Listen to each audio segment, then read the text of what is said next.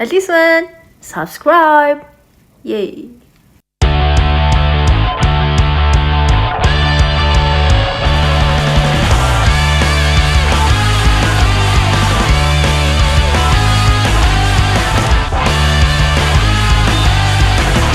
Өнөөдрийн бичлэгээрээ Солонгос улсын хаадын түүхийн талаар яриа гэж бодсон. Шила, буяа, гөрьё одоо хан юу эдийн те бүр дэндүү их байсан болохоор зүгээр чусан улсыг бариад өнөөгийн одоо хүртэл хаад нь яг ямар хаадууд байсан бэ гэдэг талаар барьж аваад ярьчих гэж бодсон. Тэгээд чусан улсын хамгийн анхны хаан нь болохоор Тэжүү хаан байгаа. Тэжүү хааны талаар кино гэх юм бол Six Flying Dragon байж тарж байгаа юм. Queen Fu Crowns байгаа 2025 онд хийгдсэн кино үзэж болно. Тэжүү хааны талаар. The King of Tears Lee Bang-won гэдэг нэртэй кино 2021 онд хийгдсэн байгаад байгаа байхгүй. Энэ кинонуудаас Тэжүү хааны талаар үзэж болно гэсэн үг. Тэжүү хаан анх И Сонгэ гэдэг нэртэй цэргийн жанжин хүн байсан. Тухайн үедээ Корё гэж улс байсан үед нь хэл ахуул, дайн байлдаан, авилгал, баячуудын эрх мэдлийн ашиг сонжоо юмнууд нь бүр ингээ хэрэг сэтэрсэн болохоор Тэжүү хаан өөрөө тухайн үеийн чусан улсыг байгуулад өнөөгийн Сөүл хот байгаа шүү дээ. Сөүл хотыг өмнө Ханян гэж дууддаг байсан байхгүй юу? Яг тэр үед нь Тэжүү хаан Ханян хотыг байгуулж чусан улсын яг үндсэн хот болгож хувирсан байгаа. Тэгээ яг чусан улсыг яагаад чусан улс гэж нэрлсэн бэ гэсэн чинь хуучны чусан гүрнийг сэргэнэ гэсэн бэлэгдэлтэйгээр чусан улсыг үүсгэн байгуулсан байгаа байхгүй юу? Би бүр ингээд номын сануул хичээл сууж байгаа заяа. Тэгээ Тэжүү хаан төр барьж байгаа хугацаанд 1392 оноос 1398 оны хооронд чусан улсын эзэн хаанаар нэгдүгээр эзэн хаанаар альбан тушаал хашижсэн байгаа даа байхгүй юу? Тэрнийхээ дараагаар хоёр дахь одоо хаан ширээ залгамжлалтаа өөрийн баг хүү болох Lee Bang-sogyыг хаан болгоно гэхэд нэгдүгээр Lee Bang-sog нь нас залуу, хоёрдугаар хүүгээ хаан ширээ суулгах гэсэн чинь эхний хатных нь одоо хүү болох Lee Bang-won гэдэг нь хаан ширээнд чусан улсын төрийг байгуулалцахад би хамтран оролцсон байхад яг яагаад баг хүү хаан ширээн залгамжлахдах ёстой билээ гэж үзээд өөрийн дэмжигч түшмэл одоо албад сайд нартайгаа нийлээд төрийн эсрэг бослого гаргаж хаан ширээг ерөнхийдөө булааж авсан байгаа даахгүй. Яг тэр байдлыг түүхэндээ ханхуунрын 1-р дайнгийн тэмдэглээд үлдээсэн байдаг байгаа. Одоо яг тэр нэг кинон дээр гардаг штэ.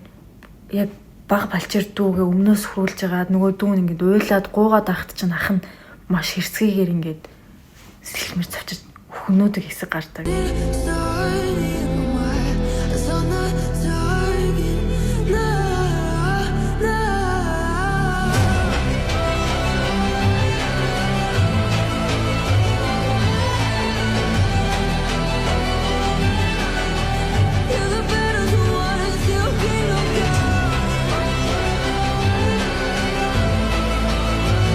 Түүхэндээ маш эмгэнэлтэй түүхээр тэмдэглэж үзсэн байдаг. Тэрний дараагаар Lee Bang-won шууд хаан ширээнд юун нь бол суугаагүй. Өөрийн ах болох Lee Bang-won-га хаан ширээн залгамжаас суулгасан байдаг байгаа. Тэрнийхэн шалтгаан нь болохоор ахтай хүндэтгэл үзүүлж зүй ёсны хаан ширээг залгамжлах ёстой хүн гэж үзсний үндсэн дээр ахыгаа хаан ширээнд суулгасан. Өөр хүүхдүүд нь хоорондоо ингээд дайтаад байлтаад нинийгээ хөнөөгөө дахыг ямар эцэг хүн харах сайхан байх вэ те. Тэрнээс болоод Тэжүү хаан ер нь бол өөрийнхөө хүсэлтээр хаан ширээнээсээ буугаад 10 жилийн дараагаар нас барсан гэж түүхэндээ тэмдэглэгдэн үлдсэн байна. Чонжоо хаан нь болохоор 1398-аас 1400 оны хооронд ердөө 2 жил хаан ширээ залгамжилс хааны шиг суудалд суусан хаан байгаад байгаа маа. Тэгээ шалтгаан нь гэсэн чинь Lee Bang-won буюу дүүн хаан ширээ суулгасан хэдий ч өөрөө төрийн хэрэгт оролцож ер нь бол ардаас нь төрийг удирддаг байсан. Чонжоо хаан маань өөрөө ердөө ингээ бэлэг тэмдэгтүүдийн хаан байсан болж таарад байгаа байхгүй.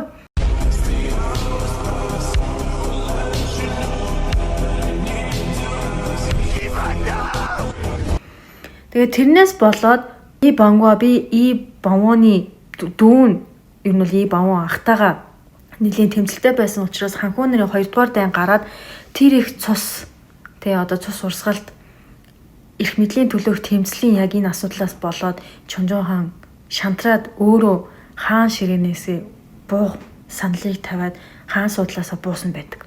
Тэгээд 1419 онд Чонжоо хаан маань нас урсан байгаа. Түүхэндээ солонгосчууд хамгийн зөөлөн хаан гэж дурсаж явдаг юм байлээ. Чосоны түүхэнд 3 дахь хаанаар Ибан Вон буюу Тэжон хаан гэж тэмдэглэгдэн үлдсэн 1400-ээс 1418 оны хооронд төр засгийг барьсан хаан байгаа. Тэгээ энэ хааны талаар болохоор My Country The New Age гээд 2019 онд хийгдсэн кино, Tears of the Dragon гээд 1998 онд хийгдсэн кино байгаа.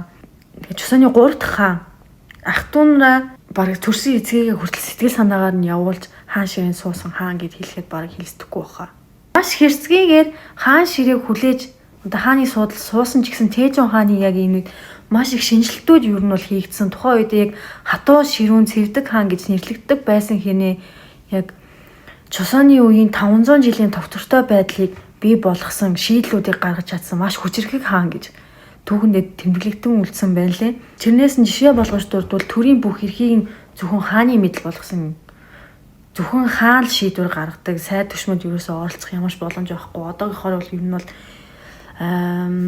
парламентын засаглалтай биш, ерөнхийлөгчийн засаглалтай оронтой адилхаж үзэхэд болох байх гэж бодож байна. Зөвхөн хаан л эрх мэдэл байдаг.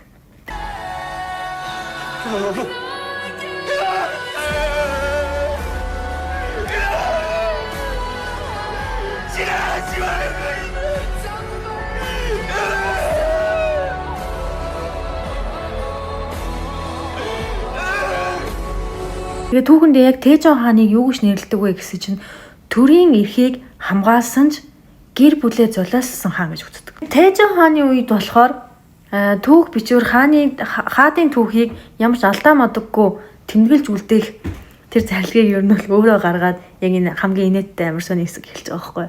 Тэгс чинь тэрэн дээр нь яасан бэ гэдгсэн чинь Тэжон хаан нь өөрөө тийм шийдвэр гаргасан ирнэ. Нэг өдөр дагуул тушуулуудтайгаа одоо нэг сайд ноёдуудтайгаа явж байгаад морин дээрээс унсан байл та. Тэгээд морин дээрээс унсан яг тэр хэрэг нь яг түүхэндээ тэмдэглэгдээд үлдсэн чинь Тэжон хаан тэрийг сонсоод уншичаад маш их уурсан гэж байгаа байхгүй юу. Уурсан даруйда тэр тэмдэглэлийг устгахыг шаардаад тэрнээсээ болоод одоо ингээд шийдвэрүүдийг маш их гаргаад тэмдэглэл үлддэг байсан хүмүүсийг нь хүртэл хороогоол тухайн үеийнхээ одоо тэр цайз амьдардаг байсан газрыг нь хүртэл галд шатаагаад яг мориноос унсан гэх яг тэр хэрэгээ арилгаж үлдээх гэж амар хичээсэн чинь хичээх тоолонд нь түүх шинжлэхдээ шинээр бичгээр гараад ирдэг байсан. Уг нь бол амар хэрцгий хаан байгаа даа шүү дээ. Тэгсэн энийг ганцхан мориноос унсан гэх шалтгаанаас болоод маш инээдтэйгээр тэмдэглэгдээд үлдчихсэн. Тэжон хаан тэгээ 1418 онд сайн дураар өөрийнхөө хүү Сэжонд хаан ширгээ залгамжлан үлдээж 1422 онд нас барсан байгаа. Дөрөвт хаан Агуу Сэжон хаан гэнэ. Одоо хүртэл бүр яг хөшөө дурсгалын хэсэг нь Солонгостой байдаг Сэжон хаан гэдэг хамгийн л үсгийг зохиож ард иргэдэд тараасан одоо бидний мэддэг Канадарамаба гэж үздэг шүү дээ. Тэрийг зохиосон хаан байгаа байхгүй. Ард түмэндээ хамгийн ээлтэй хаан байсан гэдэг түүхэндээ маш эргээр дүрслэгдэж үлдсэн хаан байгаа. Агуу Сэжон хаан маань болохоор Идо гэдэг нэртэй 1418-аас 1450 оны хооронд Солонгос улсын төрийн эрхийг Солонгос улсын жижигтэй Чосоны төрийн эрхийг барьж исэн. Тухайн үедээ ах トゥ нараас эрдэм ном эдлгээрээ бас нэлээд ялгардаг байсан болохоор Тэжон хаан юу нь бол хаан ширээ суулгах шийдвэрийг гаргасан юм шиг байгаамаа. 또 이 장난질을 하고 있었던 것이니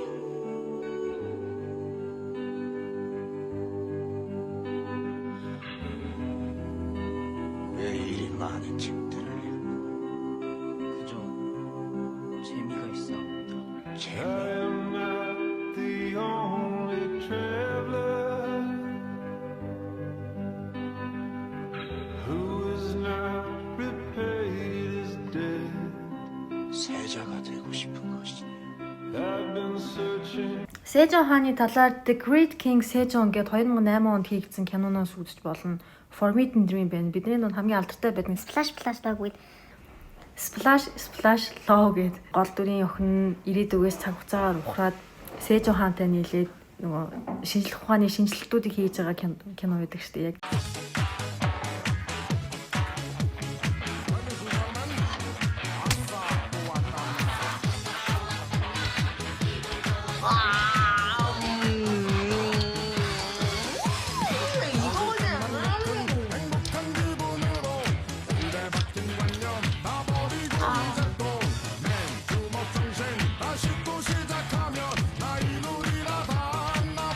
тухайн үедээ шинжлэх ухааны төрийн бодлогыг нэгдүгээр тавиад Жан Юншил тэргүүтээ одоо сууд эрдэмтэн зохион бүтээгч нартай нийлээд нарны цаг, усны цаг, борооны хэмжүүр одоо орон судлах зэрэг яг иймэрхүү шинжлэх ухааны нээлтүүдийг бүр маш ихээр хийсэн.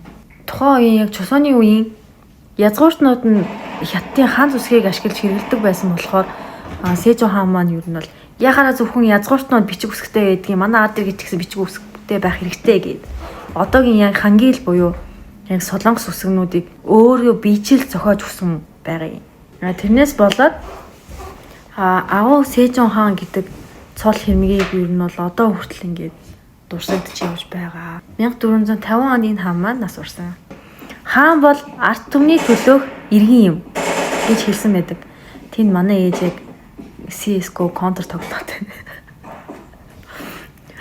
Монголцын төлөө. Чосооны түүхэнд тавт хаан нь Мөнжон хаан буюу Сэжон хааны ууган хүү аавыгаа нас барсны дараагаар хаан ширээг залгамжилж авч ердөө 1450-аас 1452 оны хооронд хаан ширээнд 2 жилийн хугацаатай хааны албыг хашсан хаан байгаа.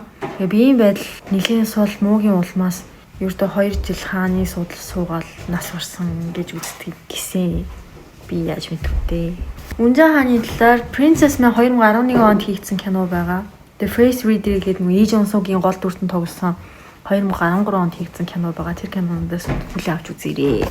Чосооны түүхэнд 6 дахь хаан нь болохоор Танжон хаан. Мөнжон хааны яг 2хан жил алба хашаад нас барсныхан дараагаар хаан ширээнд залгамжлагдсан хамгийн бага хүү Ийхон хаан ширээнд суусан байгаа. Солонгосын түүхэнд болохоор хамгийн эмгэнэл түүхтэй хаан гэж тэмдэглэгдэн үлдсэн байдаг. Шалтгаан нь гэсэн чинь аав ах нь эрх мэдэл одоо албан тушаалын төлөө яг бага балчир залуу наснд нь энэ хааныг юу нь бол хорлж хөнөөгөө гэдэг шалтгаанаар хамгийн эмгэнэлтэй түүхтэй хаан гэж тэмдэглэж үлдсэн байдаг. Одоо болохоор яг Солонгос Танжон хааны фестивал гэдэг хүндэтгэлийн фестивал юмнууд зохион байгуулагдаж явдаг юм байлээ. 1452 оноос 1455 оны хооронд ердөө 3 жил хааны албан тушаалыг сахиж хаан ширээн суусан. Чосооны 7 дахь хаанаар хаан суусан хүн нь болохоор Сэжон хаан гэж тэмдэглэгдсэн байдаг. Гэхдээ Сэжон агуу хаан биш. Сэжон агуу хааны 2 дахь хүү Ийо гэдэг нэртэй 12 наснда хаан ширээн суусан Данжон хааныг 15 наснд нь эрх мэдлийн төлөө баг залуу балчир байна гэж үзээд хүчээр албатан хаан судлаас нь албатуудтайгаа нийлээд төрийн эргэлт хийж цөлсөн байгаа байхгүй. Цөлөгтөө Ямвол гэдэг нэртэй газар цөлсөн. Тухайн үедээ яг нэг сайд түвшингүүд нь нийлээд Сэжон хааныг албан тушаалаас нь буулгаад төрийн эргэлт дахин хийх гэж үзээд Данжон хааныг дахиж одоо албан тушаалын сэргээж хаан ширээнд суулгах гэсэн тийм орлогууд маш ихээр хийж байсан болохоор тухайн үедээ Сэжон хаан нь яг тэр хүмүүсийг юу нь бол хомглон устгаж 17 наснд нь Данжон хааныг хорлж хор өгч алсан гэж түүхэндээ тэмдэглэгдэн үлдсэн байдаг юм байлээ. Өмнөх Сэжон хааны хийжсэн яг үйл хэрэг юмнууд бол үргэлжлэлээр үргэлжлээд. Тэгээ Сэжон хааны талаар болохоор 2018 онд хийгдсэн Grand Prince гэх кино, Insu the Queen Mother гэдэг 2011 онд хийгдсэн киноноос хүлээн авч үзэж болно. Дараагийн 8 дахь хааны хувьд болохоор Ежон хаан. Ёжон гэх юм болов. Сэжон хаан 1468 онд нас барсан бөгөөд түүний хүн Ежон хаан ширээ 8 дахь хааны судал суусан. Сусаа.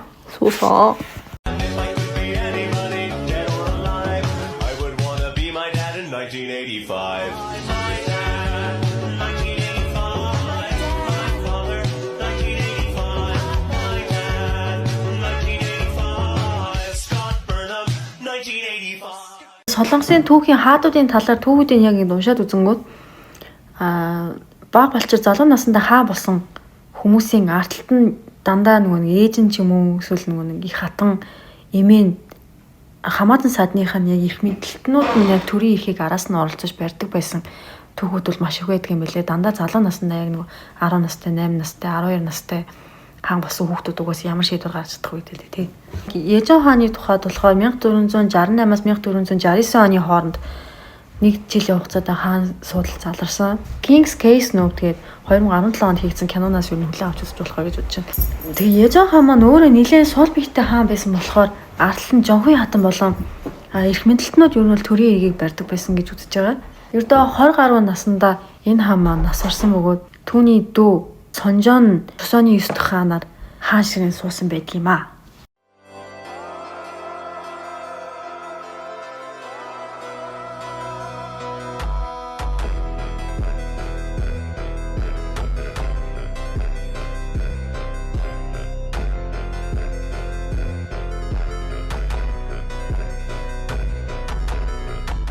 Эжон хааныг маань Игю гэдэг байсан бол түүний дүү Сонжон хааныг Ихёл гэдэг байсан байна.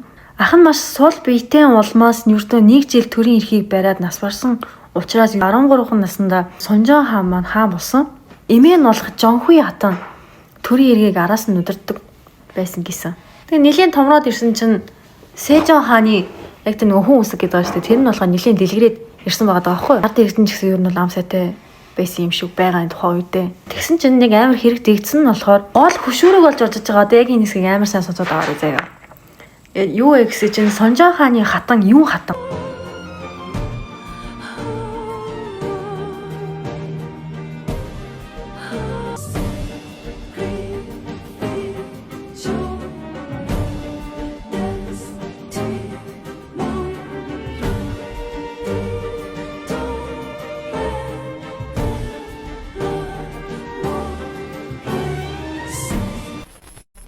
Жонхуй хатанд хор ух тэм зарлиг аваад өөрийгөө хүнөөс яг түүхэн үйл явдал болсон байгаа байхгүй. Энэ шалтгаан нь гэсэн чинь юу хатна Сонжон хааны татвар эмсүүд ер нь бол одоо ингээл хартал нэг тийм атаархал маягийн тийм юм явсан юм шиг байгаа. Тэрнээсээ болоод ер нь бол хаантай амар тийм зөв босоор ч юм уу харьцдаг дуруудыг нь дээрлэгдэг ч юм уу тиймэрхүү тохиолдол амар их гардаг байсан байхгүй. Тэгээ хардталтаас болоод Сонжон хаантай ам ураагаад гэж тийм ер нь бол жоохон зодтолсон юм уу яасан. Тэгсэн чинь яг ингээ биендээ ингээ мэдгэтгүүц шарх соромнууд энэ тэнд ингээ майжуулсан юм шиг тийм юмнууд үлдсэн байсан гэж байгаа байхгүй юу. Тэгсэн чинь тэрийг Жонхуй хатан хараад хатнаас гарах үйл биш байна гэд юун хатныг хор ууж өгөх гэсэн нэг тийм зарлиг өгөөд арилгаар нь ингээ өөрийгөө юутгсан байгаа байхгүй да.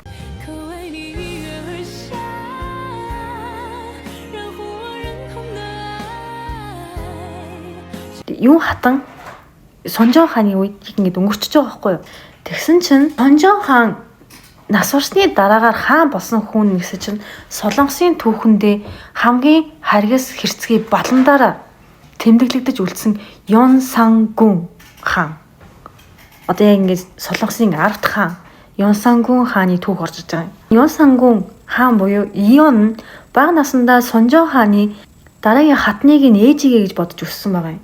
Тухайн үед яг Жонхуй хатны зарилгаар Ёнсангун хаанд яг энэ талаар юусоо мэдэгдэж болохгүй шүү гэснийг зарлиг гаргаад яг тэрнээс болоод ингээд ордныхаа ч тэр ард иргэн тэр юусоо энэ талаар юу ч яаж болохгүй амаа хөдөлсөн байсан байгаа байхгүй. Тэгээд тэрний дараа яг 18 нас хүрэхдээ Ёнсангун хаан яг ээжийнхаа талаар яг яаж хор ууж хатны зарилгаар яг ингээд нас орсон бэ гэдгийг мэдсэний дараагаар юусоо ингээд тавьчихсан ингээд бүүм хийсэн байгаа байхгүй. Ёнсангун хаан өөрөө ингээд ард түмэндээ амир инэрлэлтэй тодорхой хэсэг барьдаг эрдэм ном шамсан яг тийм хаан байсан ингээд дүрслэгдээд байгаа хгүй. Түүхэнд яг ингээд орчин үеийн царайны яг нэг царайлаг царай муутай гэж нэг хэмжүүр байдаг шүү дээ. Яг тэрний тэр байдлаар болохоор яг Ёнсангуны хаан одоо тухайн үеийнхаа яг түүхэн их сургуулж баримтууд одоо байгаа зураг үлдэгдэл юмнууд дээрээс нь харахад цав цагаан арьстай амар царайлаг эмгтээлэг шинж нэг тийм жоохон дагамгаалсан. Одоо яг орчин үеийнхаар бол яг бүр ингээд хитрхи царайлаг түүхэндээ маш царайлаг гэж хэлэгддэг яг тийм хаан байсан бохоггүй. Яг Ёнсангун хааны талаар The King and the Clown гэдэг 2005 онд хийгдсэн нөгөө Ийжүнгийн гол дүрдэн тоглолдог штеп. Алиалагчдаа дурлцдаг. Циркийн юунд дурлцдаг нэг хааны талаар гардаг штеп.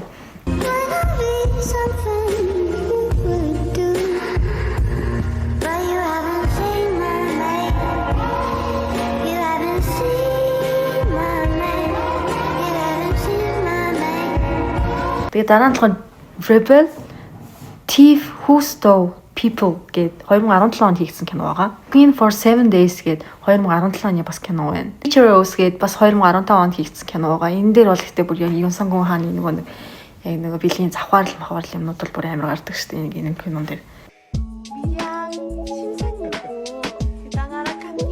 경상도 애교엔 동짓딸 은산도 녹는다 카드만 넌 애인이네.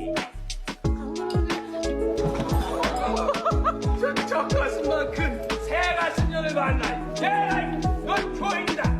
이 살펴 호를 지어 나누더니 그 진립이 신속하여 죽을 수 죽이 전을 내니 전인 하늘.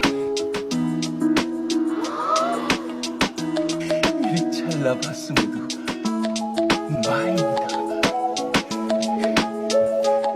궁계의 өшөөгөө аавна гэж жонхны хатан юмнуудын эсрэг тэрслэгээнүүдлийг маш их хийсэн байгаа юм л да. Тухайн үедээ тэгээд яг зорилго нь 10,000 охид хүүхнүүдийг ордондоо цуглуулад бэлгийн хүчирхийлэлд өртүүлээд татвар хэмээ болгоно гэсэн шийдвэр гарсан байгаа юм. Гэтэ яг түүхэн яг тэр хугацаанд ердөө 1000 гаруй хүүхнүүд л гудамжинд явж байхад нь хулгайлал эсвэл гэрээс нь очиж ингээл эрх мэдэл сурвалжлуудын хүүхдүүдийн охтуудын энэ очиж ингээд ордондоо цуглуулад байсан байгаа байхгүй юу? Одоо нөгөө боловсролын сургууль одоо эрдэм номын сургууль гээл тэр юмнуудаа бүгднийг яг нөгөө нэг одоо зүгээр муухагаар ярихад нөгөө уушийн газар юмнууд болгоод хуурхацсан. Тэр тал нь ингээд жоохон түүхэндээ жоохон эвгүй үлдсэн. Тэгээ яг ээжийг нь хорооход оролцсон хоёрдоо төшмлүүд тэднийг зүгээр ерөөсөн ингээд өгсөн хойно ч гэсэн булшийг ухаж гаргаж ирээд гавлыг ингээд дээрээс нь гიშгээд бяцлах ч юм уу тиймэрхүү үйлдэлүүд бүр ингээд маш их хийжсэн түүхэндээ нэлээд харгасаараа дурсагдулсан хаан байгаа. Гэтэ саяны гарсан нөгөө Bon Appetit Your Majesty-гийн кинон дээр болохоор харгас гэж юу байсан ч гэсэн яг киноны нөлөө байгаад байгаа байхгүй. Тэгэхээр тэр нь яг яаж ийн гэсэн чинь тэр кинон дээр амар харгас юм шиг дүрслэгдэг түүхэндээ тэгээ үлдсэн байсан хааныг ингээд хэл сэрхт орооцолдоод тэр хааны хийгээг үйлдэлийг хийсэн юм шиг одоо дуудлага нь албамшуулт нь хийсэн болгоод түүхийг говьулсан ч гэх юм уу. Уг нь бол киноныхаа эхлэлт нэг энэ кино зохиомж шүү гэж гардаг штэ. Гэсэн хэрнээ яг одоо үзээд Ёнсангун хааны талаар ингээд төсөөлж байгаа хүмүүст бол Гэмгүү хаан байсан юм шиг сэтгэлдлийг үнэхээр үлдээж чадчих байгаа байхгүй. Тэгээд Ёнсангун хааны яг энэ байдлыг нь тэсгэ байсан сайд төшмлүүд нь за энэ хаан бүр арай ингээд бишээ бүр ингээд хүнээ байж гинэ гэд төрийн эргэлт хийсэн байгаа байхгүй. Тэрний дараа 11-р хаанаар хаан судалд суусан хүн болохоор Чүнжон хаан гэд бидний амар сайн мэддэг Дэжангун.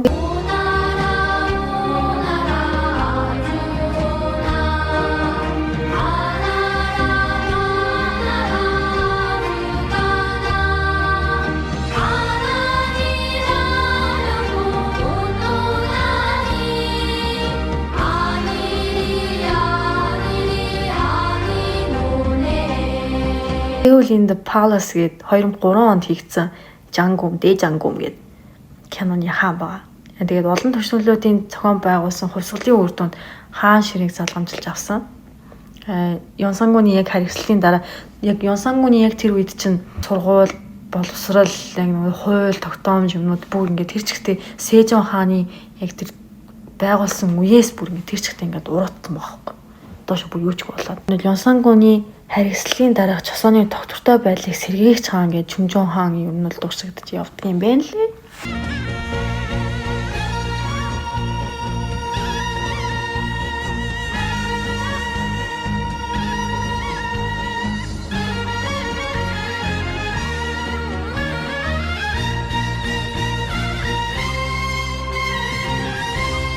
Тэгээ нөгөө Чүнжон хаан нь болохоор Жангум дээр ер нь нэг идчихээ сууж идэг нэг тийм амар амглан хаан гардаг штэ. Амар олон татварынтай татвар маяг хөрөөлөл. Тэгээ 1506 оноос 1544 оны хооронд хаан судалт. Хоёрт хаан Инжон хаан гээд 1544-өөс 1545 оны 1545 оны хооронд нэг жилийн хугацаантай хаан болсон. Тэгэл Солонгосын яг энэ ихэнх хаадууд ер нь жоохон залуу наснда ч юм хаан болдог болохоор ч тэр юм уу юу нэлээд сул биетэй байсан гэд нэг жилийн хугацаанд хаан судалт хааны иргэд барьсан байл лээ. 1545-аас 1567 оны хооронд хаан ширийн суужсан хаан байсан Мёнжон хаан байгаа. The Flower in Prison гээд 2016 онд хийгдсэн киноноос юу нь бол харж болох байхаа. Тэгээ Инжон хааны ганц хүү байсан бөгөөд 12 наснда басалт хаан ширийн залуугаараа суусан болохоор арийнхын эрх мэдлэгтнүүд хамаатан саднууд нь төрийн эрхийг барилж ийсэн байсан гэдэг юм байлээ. Next нь болохоор Сонжон хаан 1567 оноос 1608 оны хооронд хаан ширийн суусан. Сонжон хааны талаар болохоор The King Face гээд 2014 онд хийгдсэн кино байгаа. Uprising гээд 2024 онд хийгдсэн кино байгаа. Нийтдээ 41 жил төрийн эрхийг барьсан хэрнээ яг тухайн үед энэ хаадуудын үед болохоор нөгөө Япон манжийн хил бомбуудын дайн байлдааны асуудлууд нэлээд хурцмал хэлбэртэй байсан болохоор нөгөө түүхэндээ яг нэг хүчрэхэг хаан гэсэн нэр хүндийг бол олж чадаагүй яг Ари нөгөө Puppet King гэсэн байдлаар л явж исэн юм байлээ.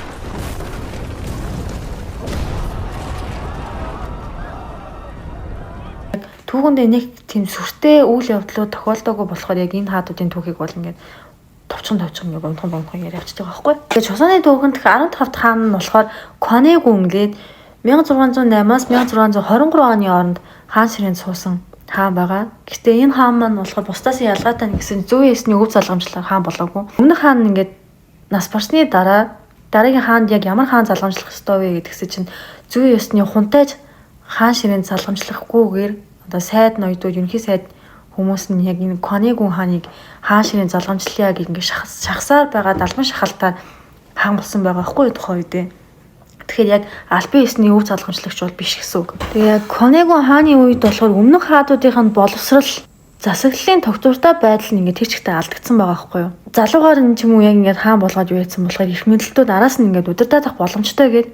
Ер нь бол яг албан ёсны хунтайжиг нь биш яг энэ хааны ингээ хаанаас сонгосон байгаа байхгүй юу. Их мэдлэлтнүүд нөгөө овг аймагуд нийлцгээд төрийн эрхийг гартаа аваад энэ хааныг зүгээр л puppet king одоо нөгөө юу гэмдэ одоо нөгөө утсан хүүхэлтэй болгоод урдталтаа ашиглаж болно гэж бодоод хаан ширээнд залгамжлаад суулгацсан чинь тухайн үед угаасаа яг улс орныхын байдал яг нөгөө Япон манжийн асуудлууд нэлээд хорснол бас хэцүү болсон байсан. Яг тэр үед нь яг энэ хаан бас л ингээд шизофрентэй юм шиг ингээд нэлийн эвгүй болсон байгаа байхгүй юу.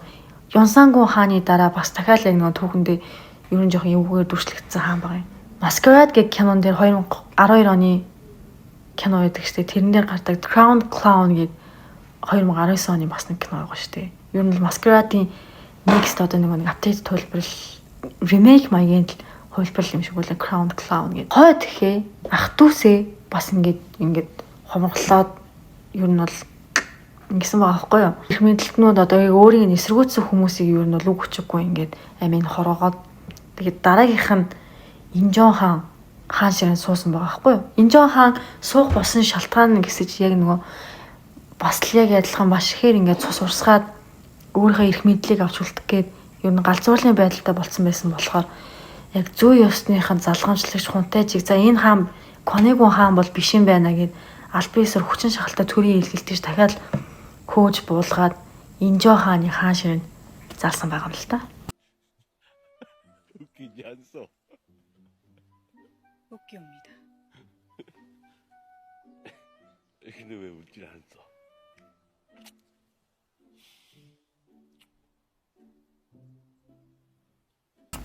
Тэгсэн чинь дараа нь яасан бэ гэсэн чинь 1623-аас 1649 оны хооронд Конегүн хааныг хаан судлаас нь хөөгөөд өөрөө хаан болж байгаа шүү дээ манай Инжон хаан. Манай жигтэй. Солонгосын Инжон хаан 1627 он манжийн товтлохоо яг Чусон руу дайрсан байгаа байхгүй юу. Тэгээд Чусон ингээд бүр ингээд амар дарамтанд орсон манжуулсан юм. Тэрний дараа 1636-аас 1637 оны хооронд 2 дугаар манжийн товтлохоо болоод ер нь бол Чусон уус бүр яг ингээд албан ёсоор бууж өгөөд манжийн дагаар улс болсон байгаа байхгүй юу. Тэгээд түүхэндээ ер нь бол амар сул дорой хаан гэдгээрээ бас л жоохон муу нэртэй тэмдэглэгдээд үлдсэн байсан. Яг энэ хааны талаар болохоор Fortress гээд 2017 оны кино байна. Slave Hunters гээд 2010 оны кино байна. Илжимай гээд 2008 оны кино байна. Энэ кинонуудаас ер нь бол үзэж болох байхаа. Тэгээ яг 17-д хааны хувьд болохоор Хёжон хаан гээд 1649-өөс 1659 оны хооронд хаан судал суусан Brampton гээд 2018 оны кино ба тэр киноноос үзэж болох байх. Манжийн дагаар ус болоод ер нь бол колоничлалт байсан болохоор тэгээд тухайн үедээ бас нэлийн хүнд цаг хэцүү үеийг даван туулсан байгаа даа байхгүй юу.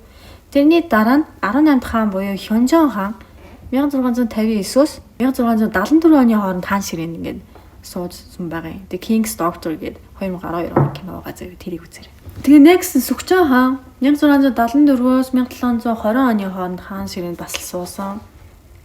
Энийг бас мэдэх байхаа дуны юм лөө. Гээ кино ядч нэг 2010 онд хийгдсэн нэг хааныхаа нуруунд дэр гიშгэж байгаад хашаа мшаа дооч байгааддаг. Нэг амар салахгүй хатны тухай гарааддаг штэ.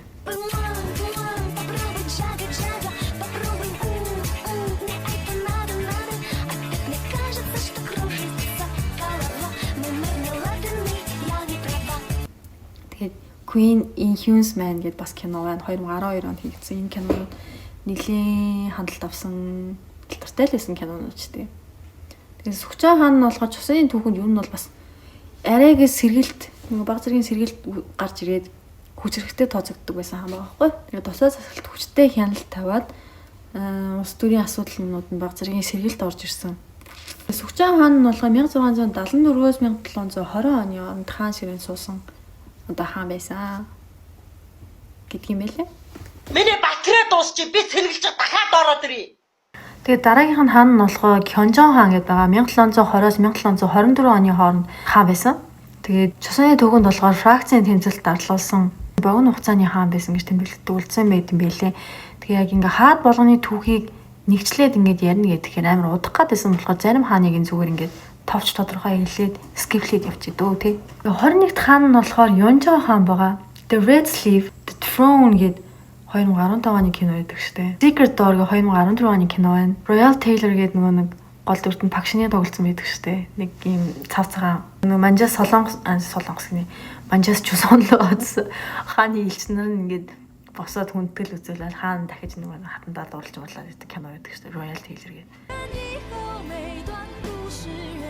结尾都相似，别说爱谁，别说可是回忆就牵肠折纸，得失离散总会有周而复始。大雨将至，满地潮湿，记忆眼看在流逝。多年以后，每段故事从来结尾都相似。别说爱谁，别说可是眼泪侵蚀可而止，得失离散总会有周而复始，得失离散总会有周而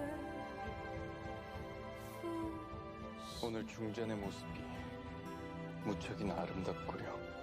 Кёнжон хаан нас барсны дараа хаан болсон. Яг албан ёсных нь бас яг залгамжлагч бол би Сүхжон хааны хүү. Учираас яг нөгөө хаан удмын цустай хүн болохоор ер нь бол хаан ширээн суусан байгаа даа. Өсөөний тогтвортой хүчирхэг байдлын эхлэл болсон хаан байсан гэж тэмдэглэж үлдсэн байлээ. Хүчирхэг засаглалтай хаан байгаад одоо яг тухайн улс орондоо нэлээд шинжилтүүдийг хийсэн хаан гэж тэмдэглэж үлдсэн байдаг юм байлээ. Гэхдээ яг энэ хааны хувьд бас нэг жоохон эмгэнэлтэй түүх байдаг нь гэсэн чинь хүү саадун, бунтайз саадуу гэдэг байгаа шүү дээ. Тэр нь бол жоохон нэг тийм эмгэнэлтэй түүхтэй төгссөн The Throne гэх кинон дээр ер нь бол бараг гардаг шүү дээ. Тэгсэн яадаг байсан бэ гэсэн чинь бага бахта одоо ингээд нөгөө book smart, street smart гэдэг хоёр төрлийн хүмүүс байдаг шүү дээ. Ер нь бол нэг тийм яг эрдэм шинжилгээний яг улс орны тэр хууль засаг юмнуудыг нэлээд багтаа ингээд шандаж уншдаг төрлийн хүмүүс эсвэл нөгөө нэг одоо ном дуу зурах ч юм уу тиймэрхүү байдал дуртай хүмүүс street smart гэдэг байгаа байхгүй. Тэгсэн чинь яг хүү саадун болохоор бага насндаа street smart төрлийн хүн байсан юм шиг байгаа. Яг тэр кинон дээрээс нь ч юм уу яг ингээд түүхийн их суулжууд ингээд харангууд. Тэгэнгүүт яг Ёнжон хаан яасан бэ гэсэн чинь яг саадо гэдэг тэр хунтаажтай ер нь бол нэлээд хатуу ханддаг байсан. Нэлээд хатуу ханддаг байсан. Ингээл зурх дуртай, элдв янз ингээл ирвэхээ мод нач юу гэдэг яг тиймэрхүү байдлыг хараад нэлээд тааших дуртай хүүхэд байсан чинь эсэргээрээ Ёнжон хаан ингээд нэлээд дарамт шахалт үзүүлдэг байсан байгаа байхгүй юу? Хийсэн юмнуудыг үнэлэхгүй, ер нь л нэлээд дутуу үнэлдэг. Чи хинд ч хэрэгцээгүй, хэрэггүй гэсэн байдлаар яг хүүгээ ингээд өсгөцсөн. Нохойн тайртай, яг мууранд амтны тайртай, яг нэг зөөлөн талдаа нэг тиймэрхүү хүмүүс байдаг штэ. Яг тийм хүү байсан байгаа байхгүй юу? Бага насндаа уг нь бол яг тэр онцгойд яг тэр өгдлийг нь олоод харсан байсан бол яг ийм замаар төгсөхгүй ч байсан юм уу? Тэрийг нь бол мэдэхгүй. Яг кинон дээр нөгөө их нартай болоод хүртэл хүүхдтэй олцоод аавда хүүхдээ явчраад үзүүлсэн чинь харуулсан чинь нөгөө нэг аав нь ингээл нэг тоохгүй байгаас л амар урам хугаал буцаа гараа явж байгаагаар кинон дээр гардаг штэ саадуу хаан хүн. Тэгсэн чинь яг энэ байдал нь ингэж явсаар байгаад яг хувь хүнийг нь өөрийг нь биш хүн болгох гээд улс төр 9 шидийн ямаар л ингээд нөгөө саадуу гээд хунтааж байгаа дээрээс нь ингээд амтлаа шахаад байдаг байсан байгаа байхгүй юу? Тэгээ тэр болгоныг ингээд амар дарамт гэж хүлээж аваад би ийм хүн биш тэгээ тэрнээс болоод ингээд эсэргүүцэл тэмцэл гарч явсаар хагаад жоохон нэг тийм сэтгцийн өөрчлөлттэй болоод томроод ирсэн чинь бас л жоохон нэг тийм харгас psychopathic schizophrenic юм шиг яг тийм хүн болоод өссөн. Тэр нь яг түүхэндээ яг яасан бэ гэсэн чинь яг өрөөнд дотроос нь тайган байгааны явдах нь ингээд толгоон болгоны хүртэл ингээд байж исэн. Гэт яг ингээд сурал алуурчин маягийн тийм хүн болсон байгаа байхгүй юу? Нөгөө зарц шивгчд юмнуудаа хүртэл ингээд жоохон бэлгийн хүчрхийлэлд оруулдаг. Харгас ингээл хүн алж барих дээрээ тулах юм бол ингээл нэг өчүүггүйгээд ингээл нэг хаамсч гимшсэн зүйлгүй алцдаг. Уг нь бол яг багтаа тийм хүн биш байсан байгаа байхгүй юу? Тэгээд явцынхаа дунд хүнийг яг яаж өөрчилдөг вэ гэдгийг яг тэндээс юу нь бол харж болж байгаа юм. Тэгсэн чинь тэрний дараа яг Ёнжоохон ямар шийдвэр гаргасан бэ гэсэн чинь за энэ миний хүү яг би ингээд ийм болгоцсон юм шиг байна. Энэ бол ийм болгочлоо. Маш харгас яг нэг ийм хүн биш амтан болоод өсчлөө. Би энийг яах вэ гэдгсэн чинь хүүгээ Садо хүүгээ юу нь бол цаазлах тушаал гаргаад цаазлахтаа бүр нэлээд хэрцгий харгасаар цаазлах тушаал гаргаж хөнөөсөн байгаа байхгүй юу? Яасан бэ гэдгсэн чинь одоо нэг будааны ийм нэг төрдөг хайрцаг байдаг штэ. Тийм хайрцаг дотор ус хоолунд юу ч өгөхгүйгээр тэндээ хатаад хөшиж өгөх гэсэн тийм зарлиг гаргаад ортныхоо гадаа тэр хүүгээ одоо ингээд хунтайчтай бүхлөтөн тийм хүнийг зүгээр л тэр хайрцаг дотор хаяад ингээд нас ортол нь ингээд тэгчгт нь хаяад цаадалсан байгаа байхгүй.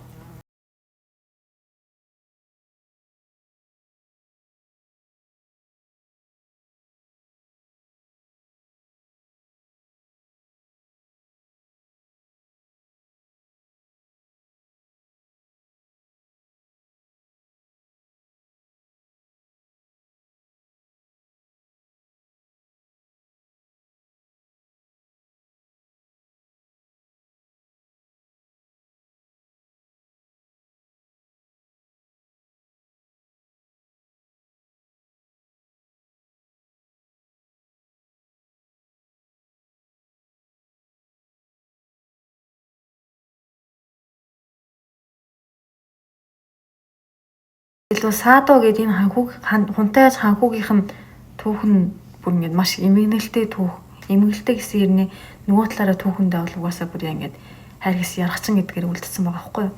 Дараа нь хаан болсон гэсэн чинь тэрний дараа 1752 оноос 1800 оны хооронд Чонжон хаан гээд Садогийн хүн хаан ширийн залгамжлагт суусан байгаа.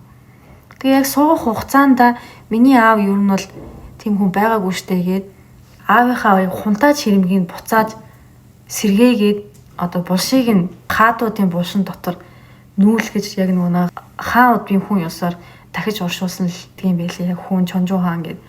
Тэг яг Чонжон нь болохоор тухайн үедээ хаан байх хугацаанд энэрэнгүй ер нь бол дэжгүй хаан байсан юм шиг байлээ. Шинжлэл, соёл боловсрол тиймэрхүү юмнууд ер нь бол нэлийн сэргээгээд явсан. Яг аавынхаа хийж чадаагүй юмнуудыг хийсэн, үргэлжлүүлсэн л хаан байсан юм шиг үг. 2007 оны Wind of the Palace за юу of the Wind гэ 2008 оны киноноос үзэж болно юм талаар. 23 дахь хаан нь болохоор 1800-аас 1834 оны хооронд хаан байсан Сүнжон хаан байхгүй.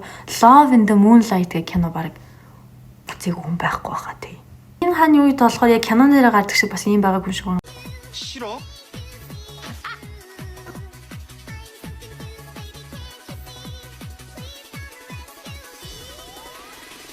Одоо засаглалын үеийн ингээ нэлээд тогтургүй байсан заяа. Фракцийн тэмцэл бас давмгаалцсан байсан гэж байгаа. Амьсгал ихтэй ер нь бас л яг тухайн үедээ эрх мэдлэлтнүүд нь бол бас бэлэг тэмдэг хаан болгож л явж исэн юм шиг байгаамаа. Тэгээ Чусаны түүхэнд 24 дахь хаанаар Хонжон хаан 1834-аас 1849 оны хооронд Хонжон хаан ширээ суусан. Сүнжон хааны ачгүй нь ердөө 7 наснда хаан ширээ суусан байгаа байхгүй юу? Бага балчир наснда бас л ингээд хаан ширээ суудсан болохоор угаасаа ойлгомжтой шүү дээ. Ардлынхаа ноён төвшөөнүүдийн засгийг барьж ирсэн. Тухайн үед Сүмэн хатан байсан болохоор бас л нэг бэлэг тэмдэгтүүдийн хаан байсан байгаа юм л та. Тэгээ ямар ч хүр хөвгтгөө 22 наснда таалт өгсөн болохоор холын хамаатан болох Чолжон хаан 25 дахь хаан болж хаан ширээ суусан. Тэгээд Чолжоныг угаасаа л кинонууд дээр гардаг штэ. Нөгөө хааны яг хусааны хүн биш байсан хэдий ч гэсэн яг бэлэг тэмдэгтүүдийг ингээ хаан болгоод араас нь хүмүүс нь ингээ захирадах боломжтой гэдээ албаар Чолжоныг хаан болгож суулгасан гэж гардаг шүү дээ. 1849-аас 1863 оны хооронд хаан ширээ суус яг энэ Чолжон гэдэг энэ хаан та нар барыг мэдэндээ. Яаж мэдэх вэ гэсэн чинь Mr. Queen гэх кино байгаа шүү дээ. Сая 2023 он биш ээ. 2020 онд гарсан. Миний илуугаа хайччваа. Тэгээд зэдэг шүү.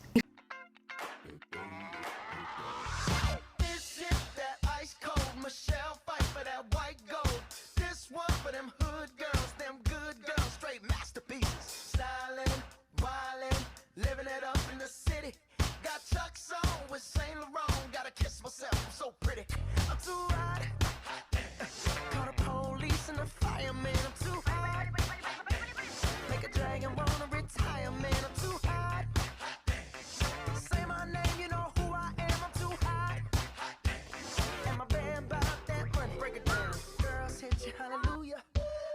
said you hallelujah.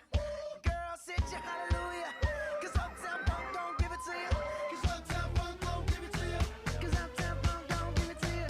Saturday night and we in the spot. Don't believe me, just watch.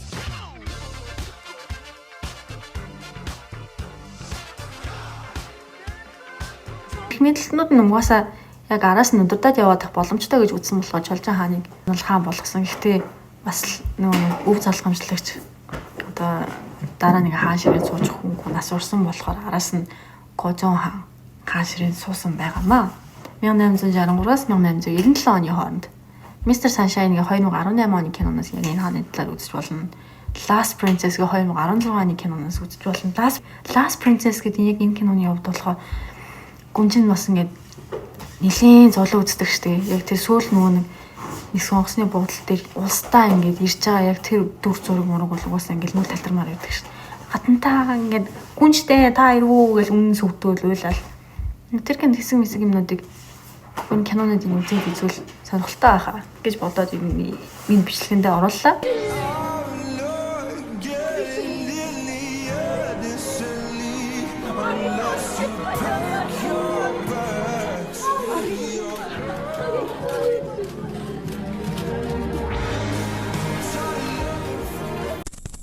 Яа баярлалаа. Юу ч ярьж байна.